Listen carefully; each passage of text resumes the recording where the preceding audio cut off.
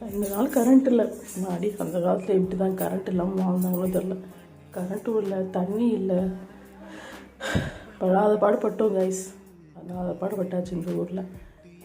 மழை பெஞ்சா சந்தோஷப்படுறதா, மழை பெஞ்சா கரண்ட்டு போயிருந்து நினச்சி வருத்தப்படுறதா எதுவுமே எனக்கு தெரியல.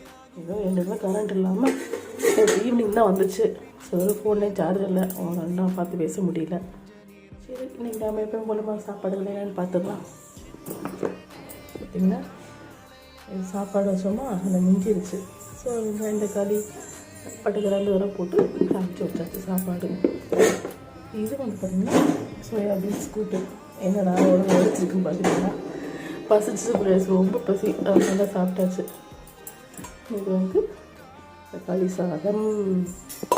தக்காளி சாதத்துக்கு எங்கள் வீட்டுக்காரருக்கு கண்டிப்பாக துவையல் இருக்கணும். ஸோ துவையல் அவ்வளோதான் கைஸ். அதெல்லாம் மிச்சர் என்ன ஸ்நாக்ஸ் வச்சாலும் எத்தனை சைடு டிஷ் வச்சாலும் எங்கள் வீட்டுக்காரருக்கு மிச்சர் ரசியல் ஏதாவது இருக்கணும். அப்போ தான் அது சாப்பிட்டு இருக்கும். Okay bye. அப்புறமா ஏதாவது வீடியோ போடுறேன்.